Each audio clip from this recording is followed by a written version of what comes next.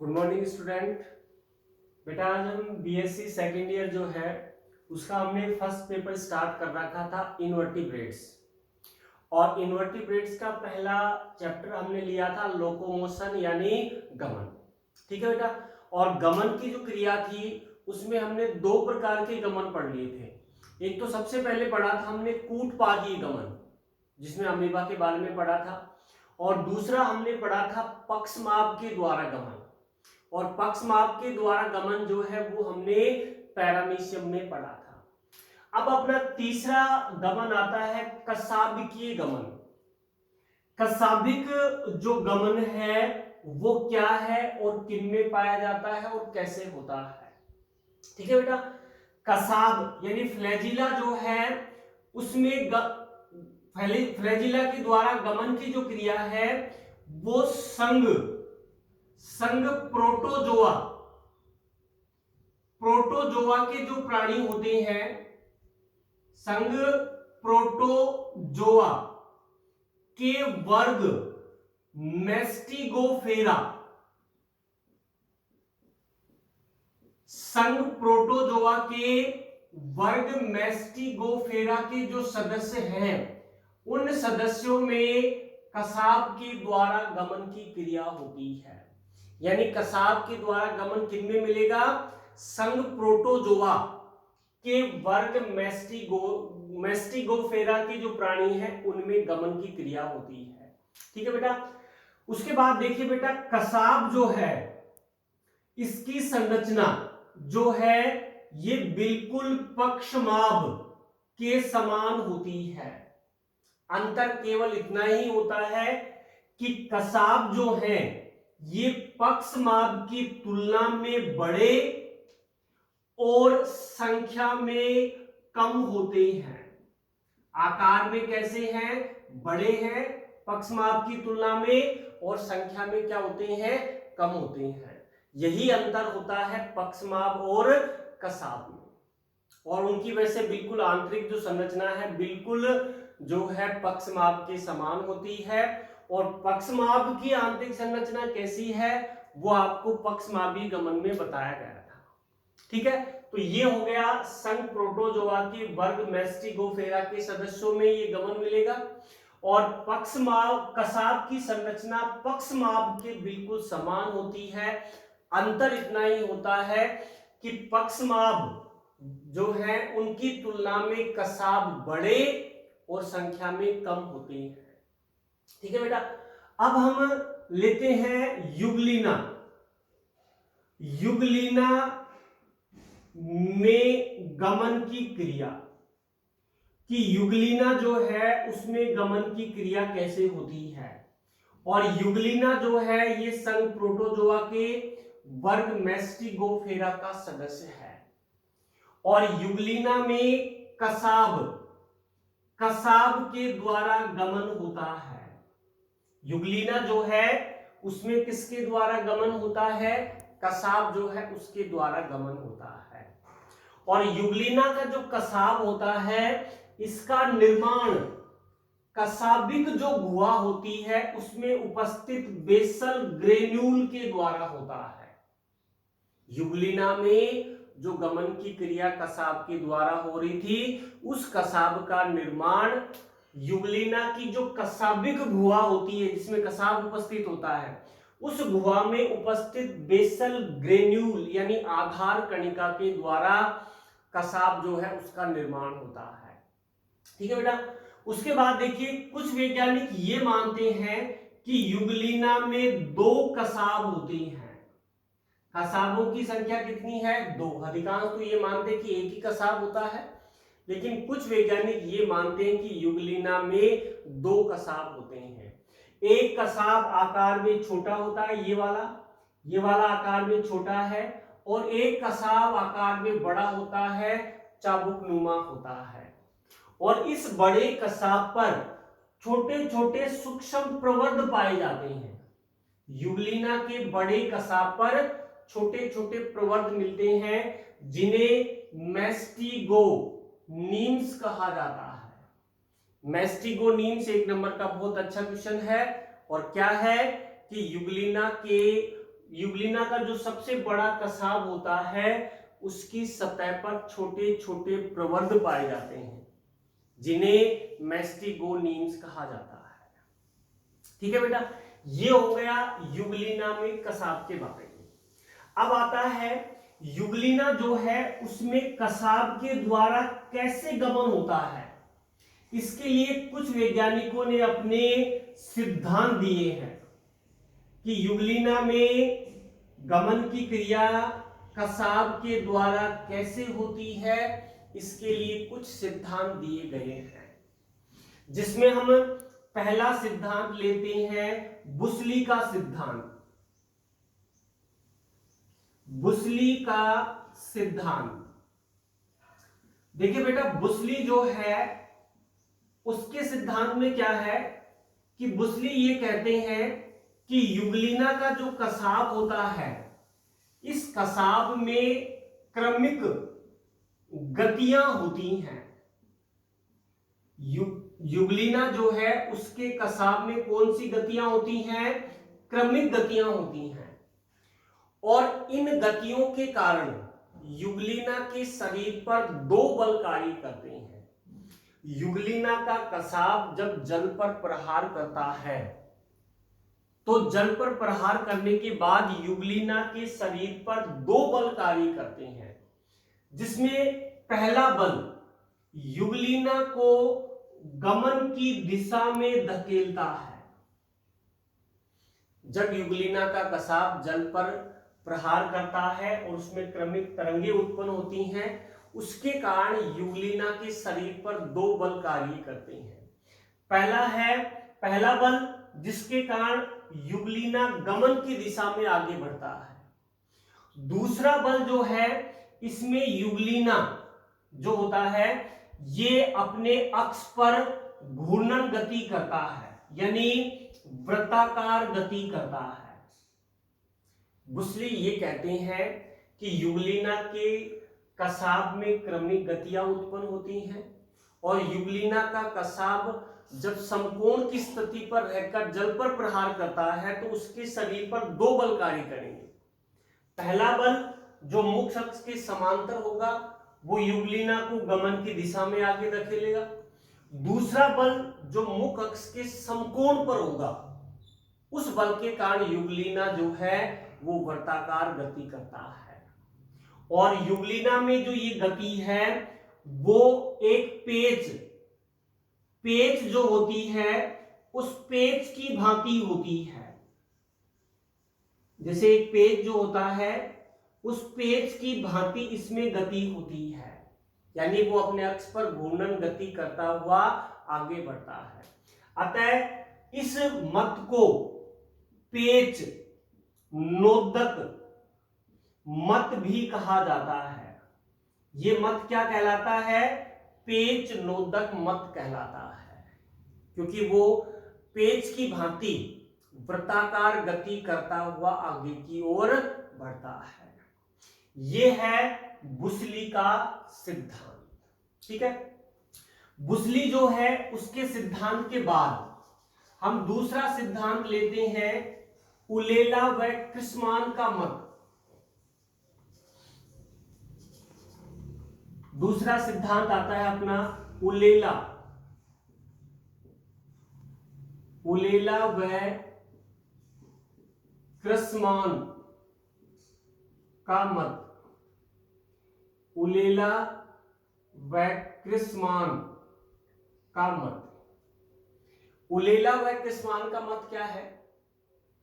उलेला व क्रिस्मान ने क्या बताया कि जब युगलिना गति करता है तो युगलिना का कसाब जल पर दो प्रकार के स्ट्रोक मारता है।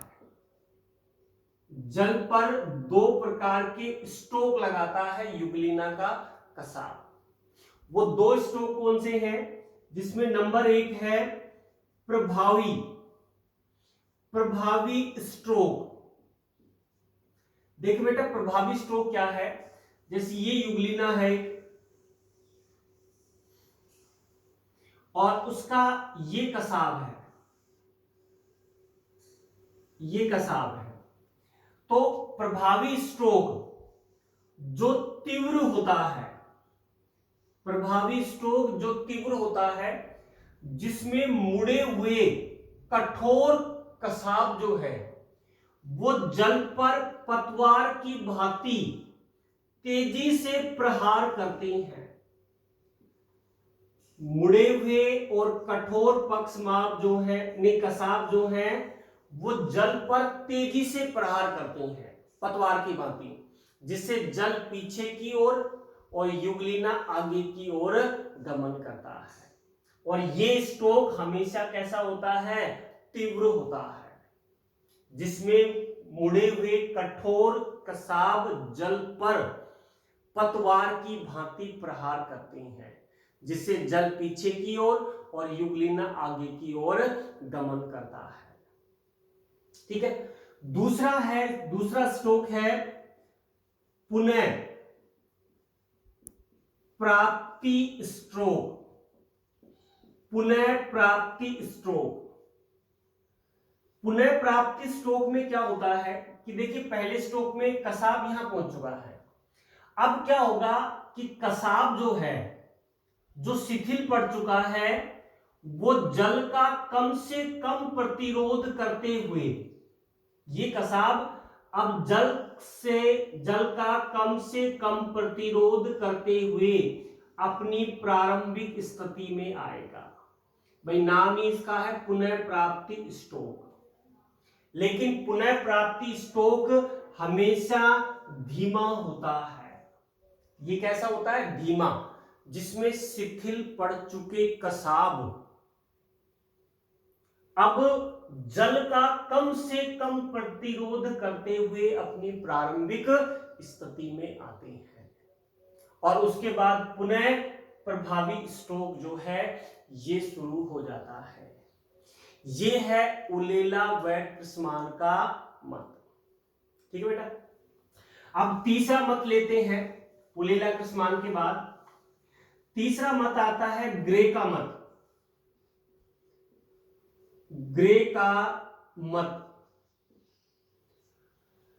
ग्रे जो है उनके अनुसार युगलिना का जो कसाब होता है, इस कसाब में क्रमिक तरंगे उत्पन्न होती हैं। युगलिना के कसाब में क्या उत्पन्न होती हैं? क्रमिक तरंगे उत्पन्न होती हैं। और इन तरंगों के कारण युगलिना के शरीर पर दो बल कार्य करते हैं। एक बल जो युगलिना को गमन की दिशा में धकेलेगा, दूसरे बल के कारण युगलिना अपने अक्ष पर वृत्ताकार गति करेगा। कहने का मतलब यह हो गया कि युगलिना वृत्ताकार गति करता हुआ आगे की ओर बढ़ता है। यह है ग्रे का मत कि युगलिना के कसाब में क्रमिक तरंगे उत्पन्न होती हैं और उन तरंगों के कारण युगलिना के शरीर पर दो बल कार्य करते हैं।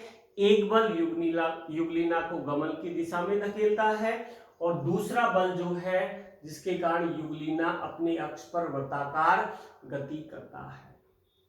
ठीक है, यह हो गया ग्रे का मत। चौथा मत आता है मेट-जेनर। मेट-जेनर का मत। मेट-जेनर जो है उसका मत, देखिए बेटा, मेट-जेनर क्या कहते हैं कि युगलिना का जो कसाब होता है, युगलिना का कसाब जो है ये जल पर वृत्ताकार गति करता है। जल पर वृत्ताकार गति करता है, जिसके कारण जल की बाह्य सतह पर तो बड़े आकार के वृत्त बनते हैं। युगलिना का कसाब जल की सतह पर कैसे गति करता है? वृत्ताकार गति करता है। और उस वृत्ताकार गति करने के कारण जल की बाह्य सतह पर तो कैसे वृत्त बनेंगे? बड़े, और आंतरिक सतह पर कैसे बनेंगे? छोटे वृत्त बनते हैं। और इन जिनके कारण युगलिना वृत्ताकार गति करता हुआ आगे की ओर बढ़ता है। यह है मेट जेनर का मत कि युगलिना का कसाब जल पर वृत्ताकार गति करता है, जिससे जल की ऊपरी सतह पर बड़े आकार के वृत्त और निचली सतह पर छोटे आकार के वृत्त बनते हैं, जिसके कारण युगलिना जो है ये वृत्ताकार गति करता हुआ आगे की ओर बढ़ता है। ये चौथा मत हो गया। चौथा मत जो है उसके बाद पांचवा मत आता है लाउंडिन्स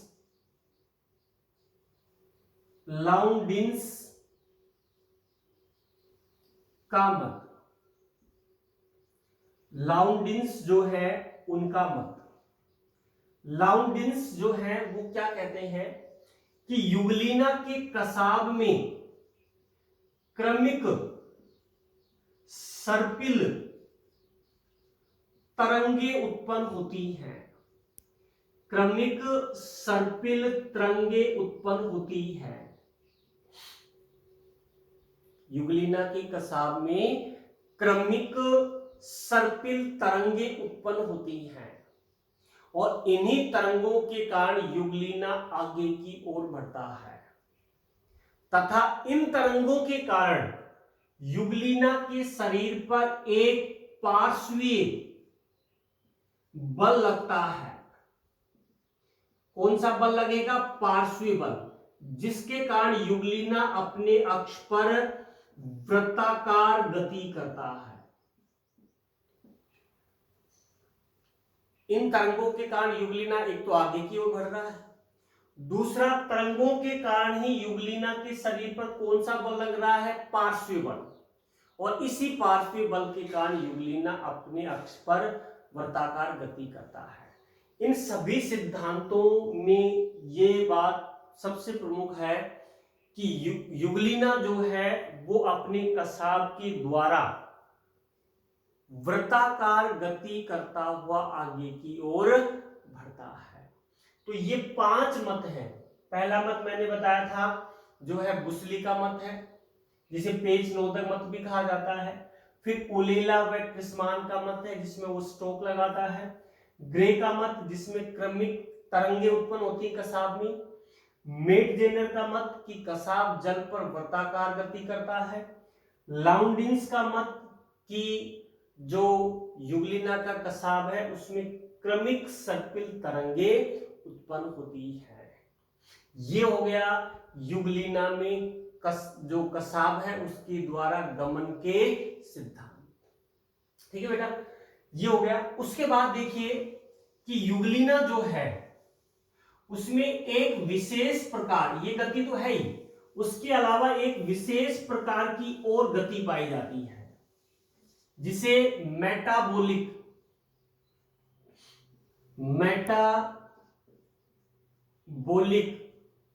या शारीरिक संकुचन गति,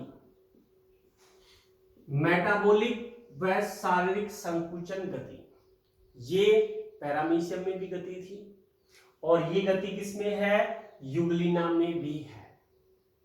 और उसका कारण है कि युगलिना का जो शरीर है ये शरीर पेलिकल का बना होता है और पेलिकल का बना होने के कारण बहुत अधिक लचीला होता है। युगलिना का शरीर पेलिकल का बना होने के कारण कैसा होता है? लचीला होता है। और लचीला होने के कारण वो अपने शरीर को संकुचित करके और प्रसारित करके गति करता है। संकुचित करके और प्रसारित करके। देखिए इसमें जैसे ये युगलिना है समान स्थिति में, अब वो क्या करेगा? अपने शरीर को क्या करेगा? संकुचित करेगा और संकुचित करने पर उसके शरीर का आकार कैसा हो जाता है? छोटा हो जाता है। और उसके बाद ये पुनः अपने शरीर को क्या करता है? प्रसारित करता है। पुनः अपने शरीर को क्या कर लेता है? प्रसारित कर लेता है। युगलिना में ये जो गति है इसे मेटाबॉलिक या शारीरिक संकुचन गति कहते हैं। जिसमें वो अपने शरीर को संकुचित करके और प्रसारित करके गति करता है। और ऐसी गति दो प्रकार के जीवों में पाई जाती है, शायद आपको याद भी होगा।